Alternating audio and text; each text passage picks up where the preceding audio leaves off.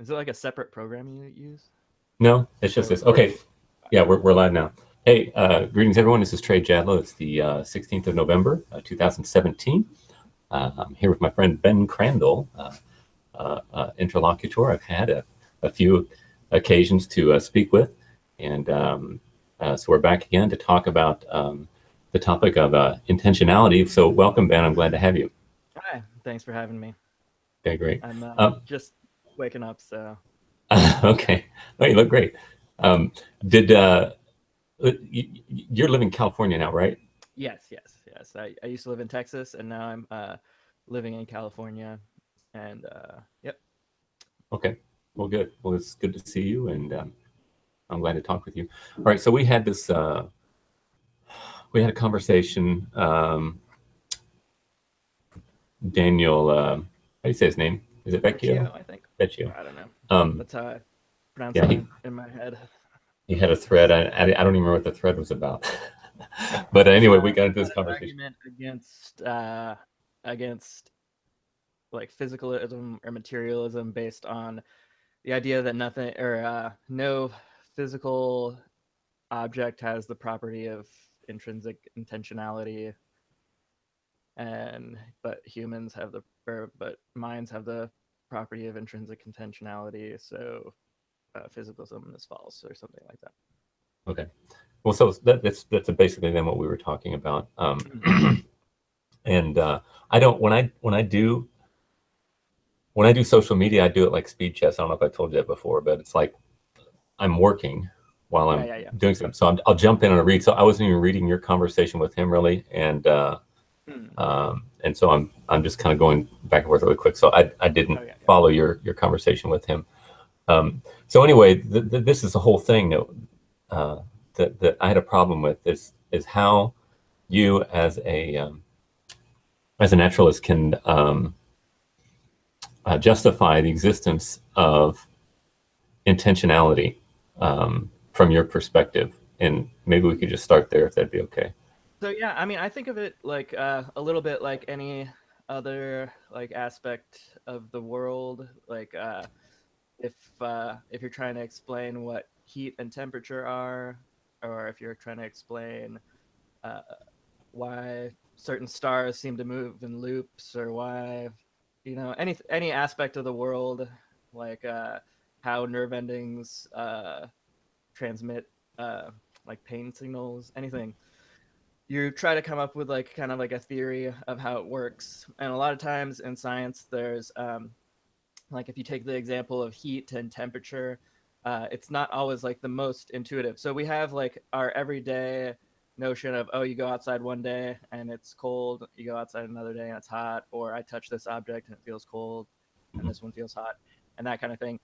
And I mean, there was theories for how it worked. So like one old theory was the idea that there was this fluid like substance called caloric that was transmitted between substances. So when a hot substance had lots of caloric and then it would touch a cold substance, the caloric would transfer from the hot substance to the cold substance. And it like that theory even had like certain virtues. It seems plausible, right? Like you got a hot thing, it's got like it seems like it has this property of heat, and then when it touches a cold thing, it seems to transfer that property, like almost like a fluid transferring from one place to another. Um, but scientists, if you accept it, basically on the atomic theory, heat is molecular motion, or like average molecular motion or something along those lines, and or average kinetic energy is another way to think of it, like the average like velocity of the different uh, atoms and molecules averaged out. And that seems like a very different thing. It's like you don't you wouldn't think like like even most people or somebody that doesn't know that fact, going outside and feeling it's hot outside, if you tell them it's just motion, they'll probably like, if they don't know what you're talking about, it seems very like a very strange claim. It doesn't seem like when you're talking about it being hot outside, you're talking about motion or average motion or anything like that. But when science uses creates like a theoretical term like temperature or heat, they it doesn't fully capture what people normally mean when they feel or when they go outside. I'm not even talking about like don't get into qualia or something like that, but when they say like, oh, it's hot outside, it doesn't seem to capture what they mean by that, but it overlaps. It's got in philosophy they call it the same extension. It's got the same referent. When the average molecular motion um, is the same thing that people are referring to when they say it's hot outside. They may not know that that's what they're referring to, but that's what it is. So the account of intentionality I like is developed by a philosopher named Ruth Millikan, and or she's like one of the main people that developed it. There's others, but and so she has a theoretical account basically of how intentionality works, and it refers to the causal history of things. So one way, like this is like overly simplified, but like for instance, in language, you could say like the letters that spell the word cat don't seem to have any like there's nothing that makes those letters refer to cats. The thing that makes it refer to cats is that it's got a certain causal history. People in the past have selected it as a reference for cats. So it's that's a little bit when it gets to language, it's a little bit more complicated exactly how that all works. But that's the basic idea of how she argues for kind of like a theory of function, a theory of intentionality. So she basically starts with a theory of what's called proper function, where it talks about like biological organs and like why we say what makes it what's the explanation for why the heart pumps blood, that's the function. Why is it that we can say normative claims like the heart, like somebody having a heart attack is a malfunction of the heart? Because you would think, or like just looking at the physical object, you can't tell for sure. Like there's nothing about the physical object that says like, oh, a heart stopping is a malfunction and a heart pumping blood is a correct or a proper function of the heart. um, there are certain she would say that there's certain indicators, kind of like how litmus paper is an indicator of acidity or basicness, that you can the fact that the heart has kind of like a very organized structure that accomplishes that task is an indicator the of the proper function of it. But what explains the proper function of it is its causal history. So one way to say it is that like we have these things that replicate, and anything that any and replication or copying, it could be she takes it very broadly, uh, a like a footprint is replicating the pattern of the foot like in mud. uh so it's basically anything that's like has that property of just like replication. And then uh and then the other basically things that replicate like that, or that are caused to replicate by a common source. If how we explain the function is that, for instance, in a heart, what explains the existence of hearts is that tokens or examples of hearts in the past have performed the function of pumping blood, and that's why we currently have hearts. That's what explains the current existence of hearts, is that they've served this function, or they've played that role in the past, and it is because they play that role that we have current tokens of hearts.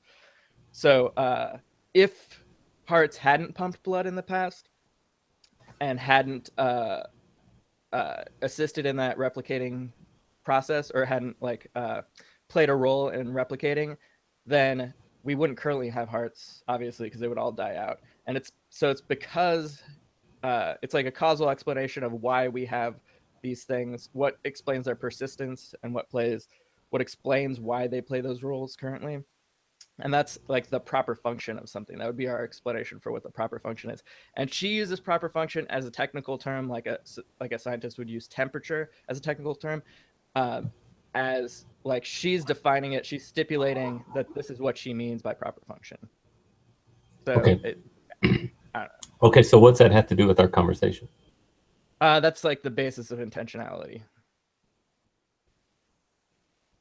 the basis of intentionality is Like it's just because it's a proper function. I don't understand, because here we've got this universal negative of unintentionality. Okay, it's not like, we've got subset this. All of reality is unintentional. Okay, from your perspective, there's no such thing as intentionality. No, there's intentionality. I'm giving an account of intentionality. Yeah, how it started, right? Yeah, Because your starting point is unintentional, right? Yeah. Okay, so like, you mean historically, like there used to be. Yeah, there was a time when there was absolutely no intention in existence. Would you agree with that? Yeah. Okay, so you've got this set, and in this set you've got the negation of intentionality. There is reality is unintentional. Okay, so how do you justify unintentionality imparting the characteristic of intentionality? I got food in my teeth. Of intentionality, without violating the law of identity, saying unintentionality is intentional. I'm not saying unintentionality is intentional. Okay, so I'm giving a theoretical account of how intentionality developed. Okay, yeah, it developed. It happened. So you've got a realm of unintentionality. I'm sorry? And then now, just like there was a time when there weren't chairs, and now there's chairs. There's not. I mean, some things used to not exist and currently exist. Yes, but chairs are material that is brought forth. Chairs are a function of intentionality, and we got to back it up here. We're talking about something different. At what time there was no planets and others planets? I mean, you could. Right, but the planets were made out of not anti-planet. You know what I'm saying? See what I'm saying there? They weren't planets. Planets were just, you're just talking about material. You're talking intentionality. I don't know what anti-intentionality. There wasn't intentionality. Unintentional, not anti-intentionality, because anti-intentionality would be the negation of intentionality. That's not. That's a nonsense word. I'm saying unintentionality. There's no intentionality whatsoever. It's the absence of it. Now there's planets. No, the planets are made out of material that were instrumentally put together. Causal history. Yeah. Right, and so you can say that planets are made out of the composite. They are composites of the elements that make up the planet, whether it be helium and whatever, all the things that brought together, and gravity working within those material properties that work within the planetary system. But you don't have the negation of, if you will, the negation of planetness giving rise to planets. That's what we're talking about. We're talking about the negation of something giving rise to something that itself. For example, nothing. Do you believe there was ever a time? There was never the negation of intentionality. There just wasn't intentionality, and then there was, just like there weren't planets, and then there are. No, but the planets are made of, they're composites of matter. Would you agree with that? Yeah, and so are people. Okay. So is that matter necessarily a negation of planetary matter? I don't know what negation. No, it's a positive. It's actually a positive. Planets are a composite of causal relationship of certain materials and laws of physics, if from a naturalistic perspective, that brought them about. Beings. Yeah, but the intentionality, the characteristic of intentionality, though, cannot be imparted by something that is unintentional. That's my whole point. I mean, that's your claim. Okay, ask me this, Ben, or answer me this. Was there ever a time when there was absolutely nothing? I mean, depends what you mean. But you like, would no, I mean, no thing. The negation of existence. No, like non-existence. No, that doesn't make sense. Well, it's the same argument I'm making right here. If there ever were a time when there were absolutely nothing, we would have nothing today. But since something exists, we know that something exists eternally. Well, time, you could say, time is itself something. So, I mean, it depends what you mean. But time is just the measurement of contingent matter to motion. And we know that matter is not eternal because it changes. That which changes does not have the property of self-existence. I mean, I don't know that. I mean... Well, I do. It's logical. No, it's not. According to Aristotelian philosophy, Aristotle thought the universe was eternal. That was one, and that was one point where he was wrong. It doesn't make sense. Yeah, but you just said it follows from Aristotelian philosophy. If you talk about okay, see you later. If you're talking about act and potency, Aristotelian categories, and you say that potency, that which is potential, cannot have existence were it not for that which brought that potential, actualized that potential, it does not exist. So can we? What's this have to do with intentionality? I mean, there was a time when there weren't planets. Now there are. There was a time when there but remember I said planets are just composites of stuff that exists, right? Yeah, and people are composites of stuff that already existed. Okay, and so intentionality does not exist, and then all of a sudden, ex nihilo, it is imparted by that property is given by a realm that doesn't have that. Yeah, just like a non-planetary realm gives rise to a planetary. No, because planets are made of. Do you agree that planets are made out of? If you want to say material is even eternal, planets and everything, you could say. I mean, I actually have like a slightly different view called ontic structural realism. So I think formal properties are much more important to what, and we kind of talk about things as bookkeeping properties. So we talk about planets, but planets are things just as much as anything else is, but in another way you could say like, oh, a planet's a composite of different things, but it's like we use planet to track it for the purposes of our like theoretical constructions. But I mean, that's a side topic, but like it's this like intentional beings are just as much a product of physical processes as are planets, is what I'm saying. Unless you're taking that's just that's just a just so story. You're saying, well, that's just the way we are, and that's why we're intentional. But you've got to give an account for you conceded that intentionality is not something that is inherent to reality, and it arose from that which was unintentional. It had to be intended in order to be, because that's what it is by definition. No, not planets didn't have to be intended to be. But planets are made out of something that exists. Do you agree with that? Yes, and so were people. Okay.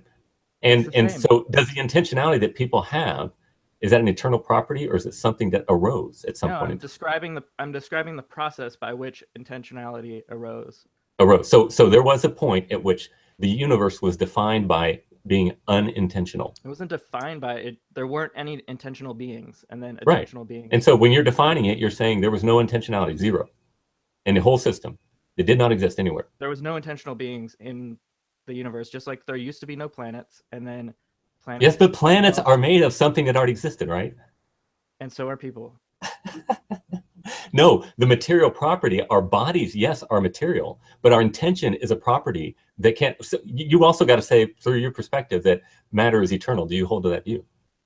I don't know whether matter, or I don't know whether like the causal, like the universe is eternal or not, because there's physical models of the universe that are temporally eternal, and then there's ones that are temporally finite, and even the temporally finite ones you could say started from an atemporal physical structure. So I mean, if you mean temporal, like has time extended back and back and back and back forever, I don't know. It's possible. I don't really know. I don't know how I would decide that, other than what are the best physical models of the universe. If you're asking, is it possible that there was like a atemporal like seed from which the universe arose from? That's also possible. It's possible that there was like kind of like a timeless state, and that universe and time arose out of that timeless state. Either one of those is possible. I mean, so from your perspective, what is time? Time. I mean, it's actually kind of a complicated question, because I mean, which aspect of time? So for instance, one major aspect of time is the arrow of time, the seeming directedness of time, and the best physical explanation for the seeming directedness of time is entropy, and entropy arises out of statistical mechanics. Mm-hmm. Statistical mechanics says that when you have a low entropy system, if you just jumble it around, it'll automatically develop into higher entropy states. Mm-hmm. And that because entropy and statistical man, I can't say that word right now. Statistical mechanics is based on the idea of macro states, the ratio of macro states to micro states. So certain states of matter, like having all the molecules of air in like one corner of a room, is there's not a whole lot of ways you could reorganize that arrangement of molecules in which they'll be in that one, or they'll be in one corner of the room. So we say that's a low entropy state. But then there's a lot of different ways you could organize those molecules so that they'll be kind of like randomly spread out around the room. So we say that's a high entropy state. And it's kind of just like a property of like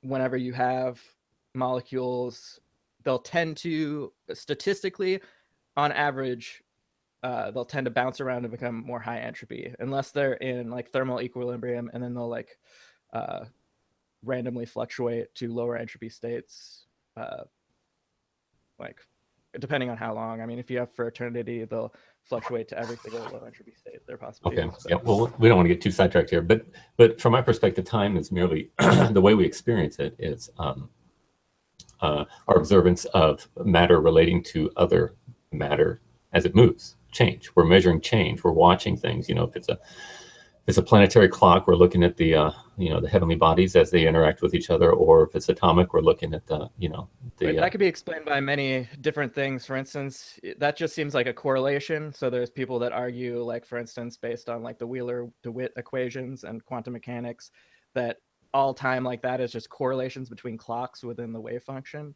in which case there's no actual absolute time variable. And then there's other people like Sean Carroll who argue that he thinks there probably is like an actual like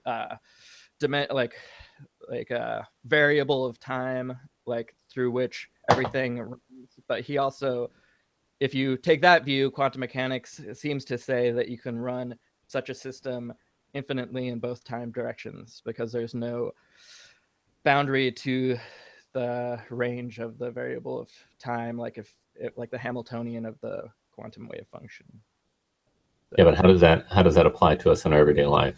In other words, you've got fancy theories, but essentially we don't really know what time is, but we know that how we experience it, and the way that we measure it, the way that we understand it, is by just measuring time. We don't understand quantum mechanics, which has led some people to make the stupid assertion that that causality, or that the law of non-contradiction, doesn't hold at the quantum level, which is silly. It's just, they're being lazy. We just need to work harder at it, because once you deny LNC, then the very opposite of whatever you assert is also true at the same time. Principal explosion.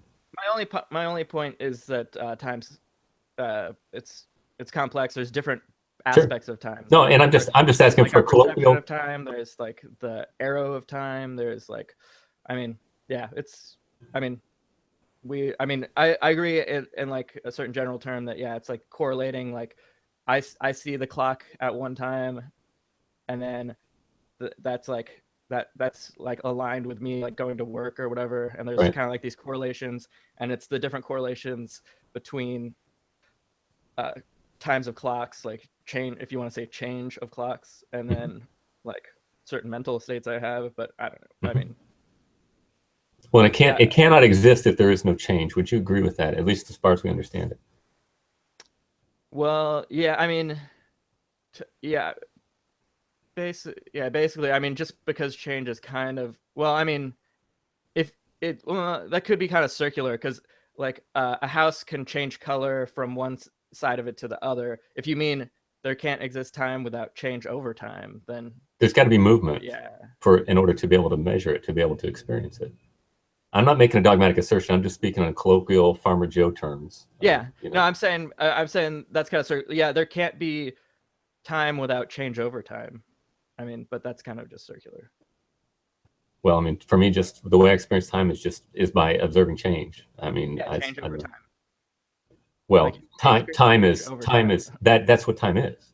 In other words, you're saying it in a circular fashion, but to me, it's just you're just repeating the same thing twice. Like something can have a change in color like over the length of it. I mean, if you like, I mean, change. I mean, yes, like I experience one thing, and then I'm not saying change is time. I'm saying we experience time. Yeah, through by change. observing change. Yeah.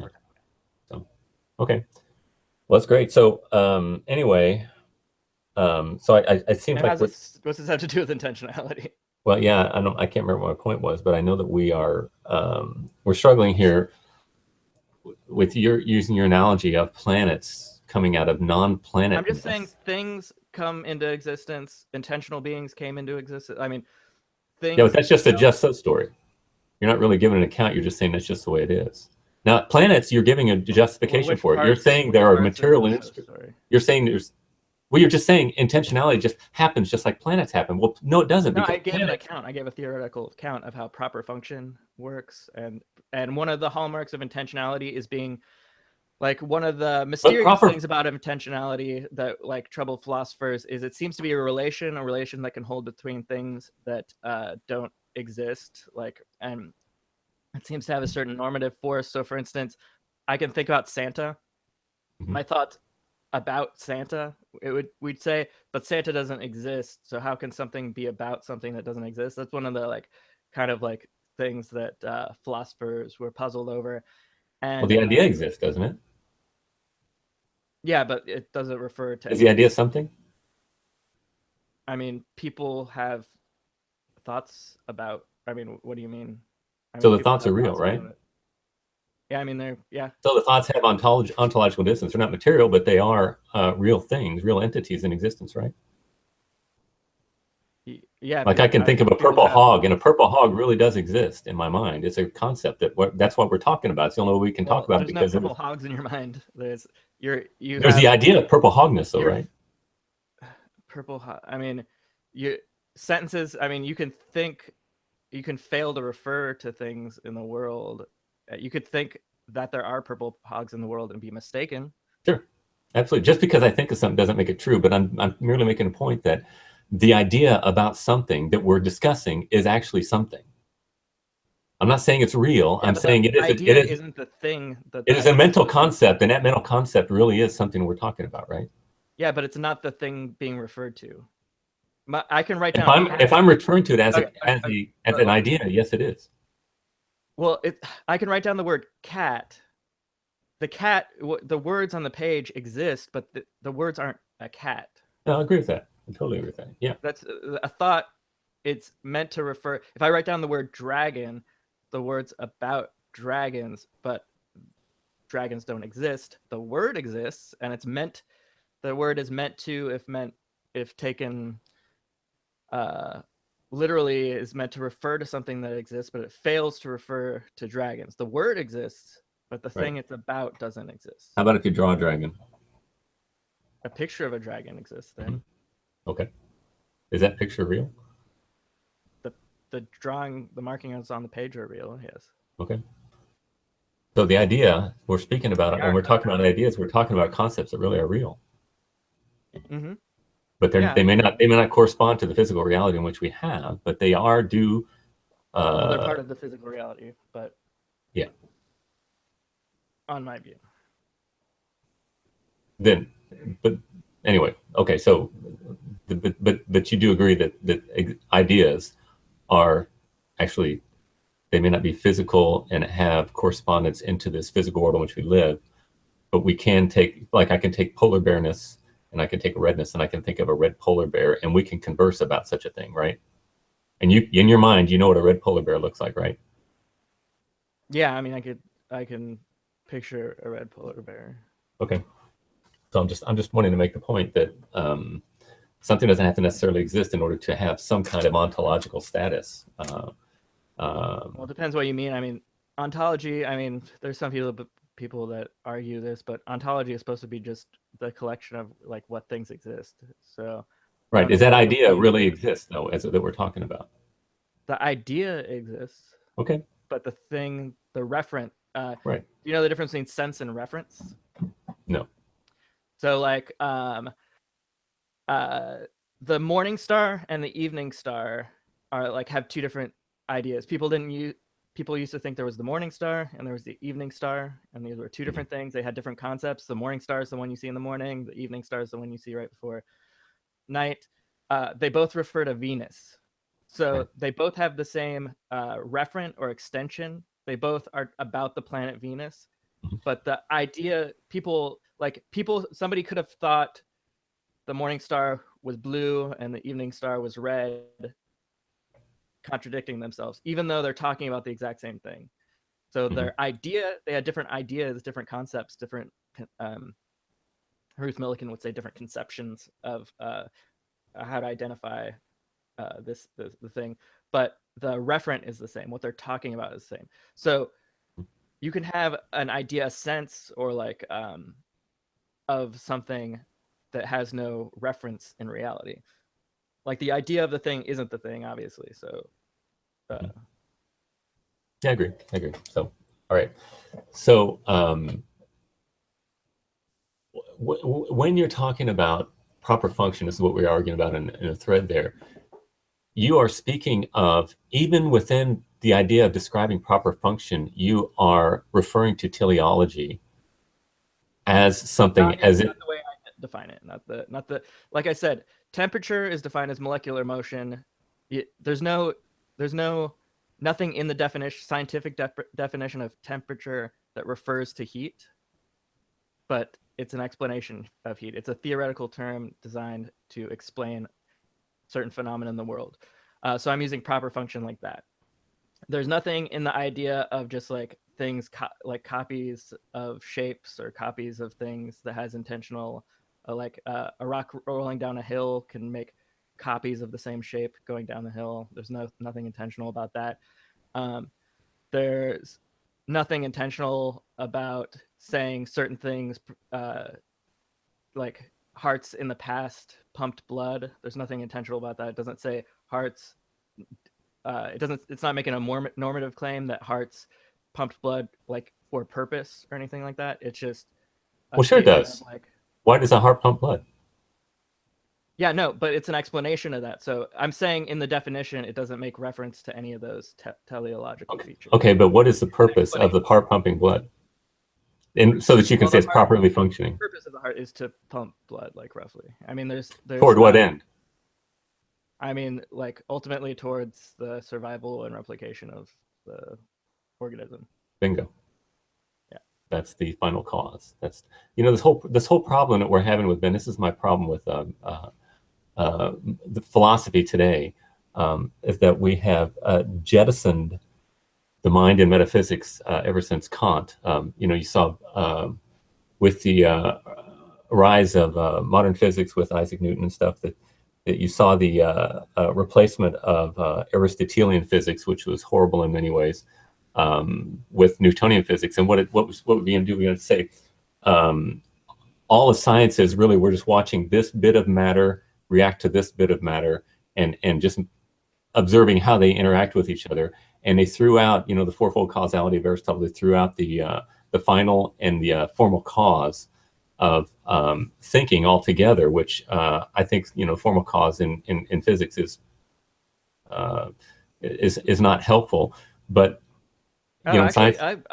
I take I'm actually I don't think of it in explicitly as Aristotelian terms, but formal and I'm actually not my view is not all that different from a formal causation view, and like there's like debates. Like I understand why Aristotle had the material causation, like as far as his idea of the potency or like the thing that endures through change, whereas the formal, like substantial change creates difference, but then what remains is the material cause. I'm actually not. I mean, that's not specifically my view, but my view of ontic structural realism isn't that different.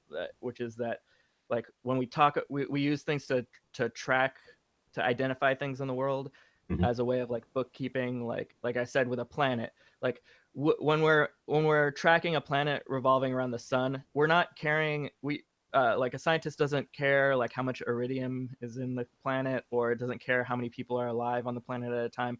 It's like throwing away all that information. All that stuff is changing, but they're tracking.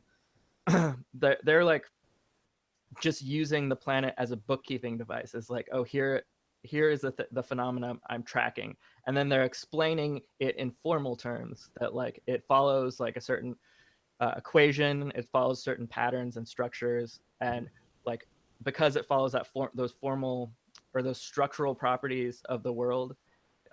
That's how we explain where it'll be like next week. And it's like the structure of the world that we're most interested in, not necessarily the things. The things are in a way, I mean, they exist. I mean, they exist in the sense that we have to track these phenomena. The planet exists in the sense that we can't really get a grip on the formal relations between things without like putting a marker on the planet. Well, and actually, I wasn't meaning to even to make a description of you. I'm just saying science as a whole has jettisoned formal and final causality. In fact, in science today, they say you can't ask what the purpose of something is, and then take that, and then take on the other hand with the Kantian revolution, where you have metaphysics put in the realm of the noumena, where you cannot engage it because you can't experience it with the senses. You take those two things together, and what we've done, philosophy ever since the Enlightenment in Kant, that there's science has been reduced to merely looking at bits of matter, and we're not allowed to think about metaphysics. Because when Kant came along, everybody pretty much fell dead at his feet and said, "Yeah, you're the king. That's great." Even the Christians said, "Oh, we won't think about metaphysics either." That's why we're just, in my denomination, I'm a Reformed Baptist. We're regaining this whole concept of theology proper, which is thinking about God in a metaphysical sense rather than just with the scriptures. Well, it comports with the scriptures, but after the Kantian revolution, it's a little oversimplified view of the history of philosophy. But I mean, certainly Kant was influential. It's the Kantian revolution. It was watershed. The stuff that I see when I interact with people, most people that study philosophy today, those that I've interacted with, they know very little about classical theology or philosophy. I'm a self-taught Dilbert, okay, but I can't even talk to them about things like active potency or Aristotelian causality at all. They don't know what I'm talking about, and it's like, or they just studied it in such a cursory fashion, and everything that they have is always focusing on everything being changing or analytic philosophy, and it's like so unappealing to me, because what you got is you've taken. Are you familiar with logical positivism? Logical positive, basically, the principle of verification is a Venetian school in the early 1900s, which said that basically, unless you can verify it with the census, it doesn't exist. Well, they actually had a more and what actually got them into trouble is they said things that sentences that can't be verified or that aren't basically tautologies are senseless. Can you hold it?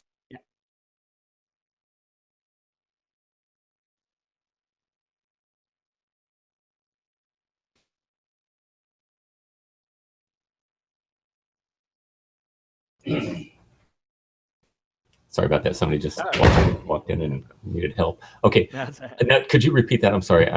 They said they had a verification concept of meaning. They said something like a sense. Basically, they said statements that were neither empirical nor like tautologies, like the laws of logic and stuff like that. That other than those two things, like if it wasn't a tautology or based on empirical verification, at least in principle, that it's not that it didn't exist, it's that the sentence was meaningless. It had no meaning to it. Right.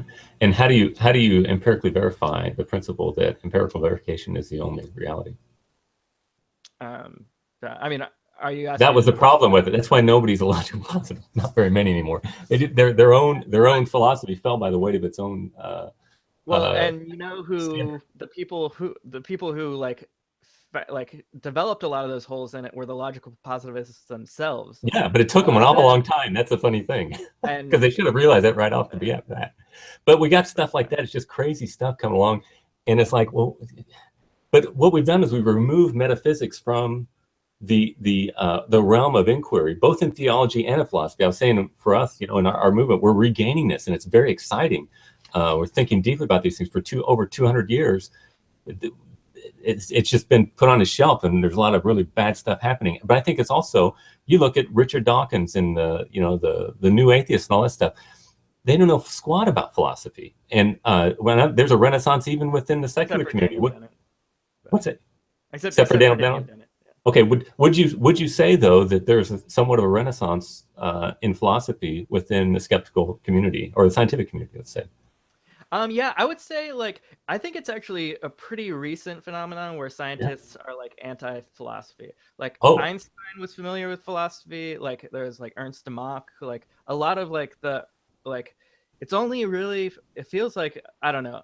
I think I think it's even just gotten worse and worse until now we're finally reached a even people nadir. that talk badly about philosophy, like Stephen Hawking, like is actually aware of some like is actually decently aware of philosophy, or like Really, you could have or fooled me. Weinberg and stuff like that.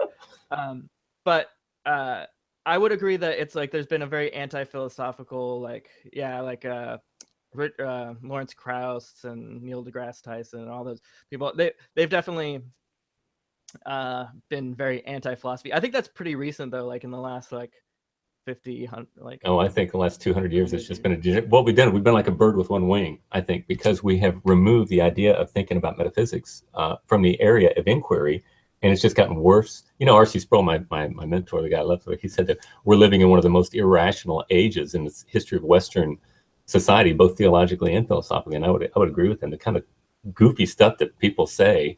We got iPhones and Snapchat, so we think we're the smartest people in history, and it's much to our own detriment, in my But view. yeah, I mean, like I said, I think there's a certain like mainstream anti-philosophical like bent or whatever, but people have still been doing lots of. I mean, there's plenty of like scientifically literate philosophers and like philosophers that are well trained in science and vice versa. Yeah, but they don't give So answers. I mean, let me ask you this, Ben. Do you know what the purpose of philosophy from Western perspective?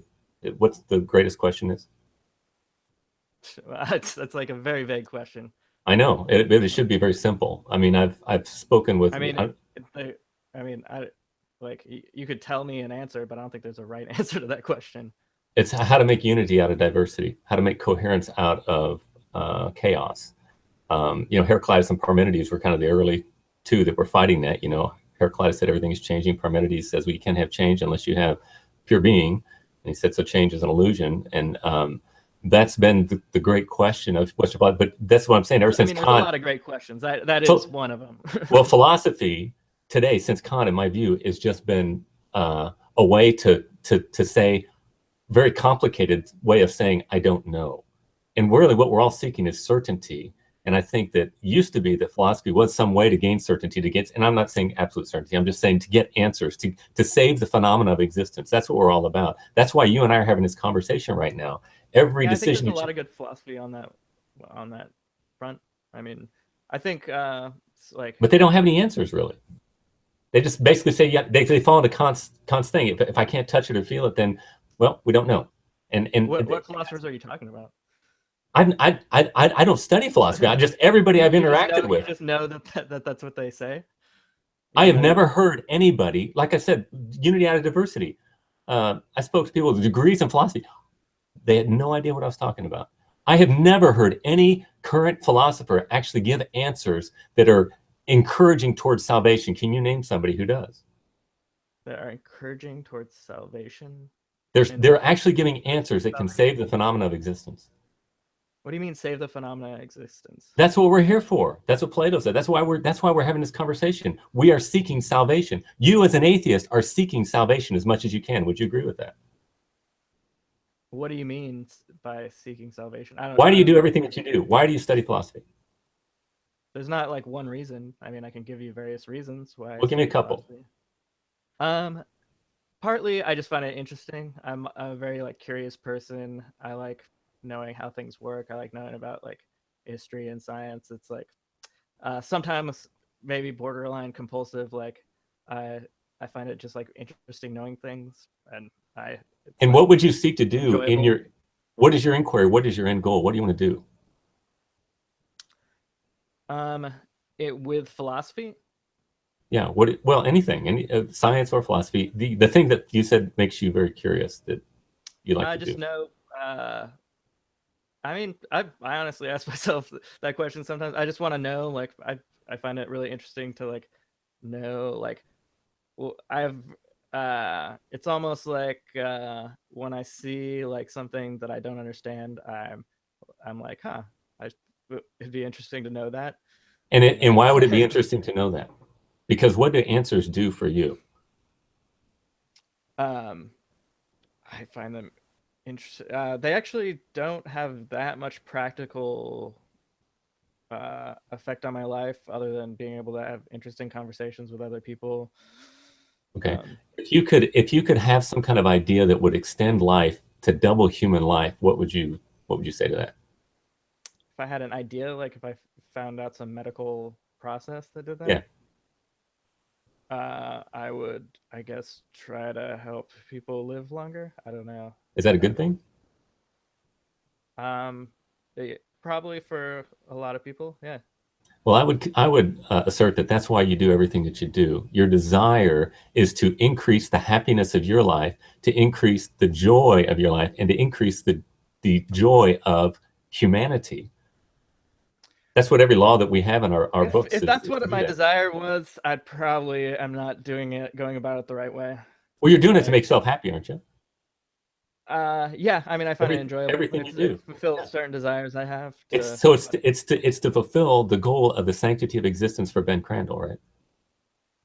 Yeah, you talk about this. I don't know what you mean by this thing. Like, I Existence is special to you, right? if I really if it was all about prolonging my life, I would not No, live no, this way. no. That's not what I'm. Yes, you are, but I'm not saying make your life longer. I'm saying make your life satisfactory. In other words, Yes, if I you mean, could it's live, practically definitional that I'm doing things to. I mean, well, actually, that's not entirely true. Like, if I thought something would make my life worse, but would help somebody I love have a better existence, like I would sacrifice some of my enjoyment and happiness for right? that person. I mean, it depends, but And the whole thing is centered around the salvation of existence, right? no, I don't know what you're talking about. You would sacrifice your life so that someone else might live longer. Yeah, in the right circumstance. Okay. Yeah. You're just conceding my point. Everything that you do is Well, centered how? around the sanctity of existence, I don't know what do you mean by sanctity of existence? the specialness of existence, But I would be killing myself, so that my someone existence, else might live. Your altruism was for the sanctity of existence, was it not? and like, but like you said, like I'm not like if I was really concerned about just existence or like even like flourishing existence or something like that, I probably like I might eat better at times. I might do lots of things to So that like you can live make my longer. existence and but I don't always do those things. But But you consider those a weakness, right? um yeah, I mean it's as it depends on the circumstances. Sometimes like um I guess sometimes it's like just yeah, I guess usually a weakness. Yeah. Okay. Well, it's just something for you to think I about. I just don't think know what like so I want to like if what you're saying by sanctity of existence is generally people prefer to live longer, happier lives, mhm, then yes. mhm. And I mean, you could say it's a formal principle to humanity, wouldn't you say that?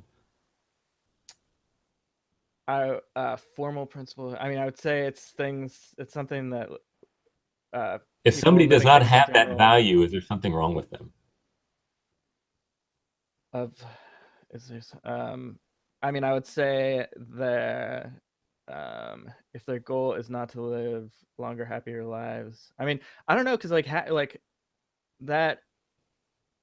I mean, I don't know what it would really mean for somebody not to want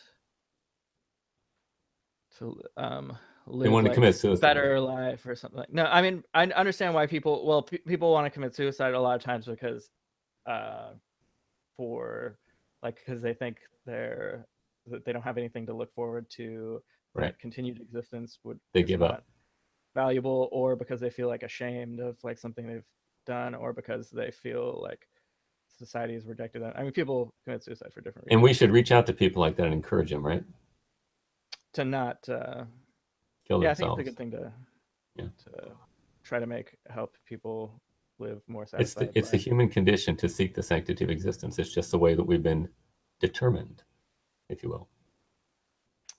I mean, yeah, I mean, we want to live more satisfying lives. Yeah. And I we mean, want, like I it's said, just, I don't know what it would. Even the person wanting to commit suicide usually would probably prefer to live a more satisfying life. yes, I would agree with that. Yeah. But Okay, listen, Ben, I got to go. I've got to, all right. I got to pick my son up from school. And All right. I was, I was gonna put you up till Monday, and then we've done it before. We didn't get along, and I thought, wait, I could do it during the Yeah, day. And I was then gonna remind you on that one day, but I I turned forgot out all about it. sick. Yeah, Oh, okay. That's and no was problem. That's no medical for a problem. few days, so I wasn't feeling up to it. That's fine. So anyway, we got to talk, and I appreciate the interaction.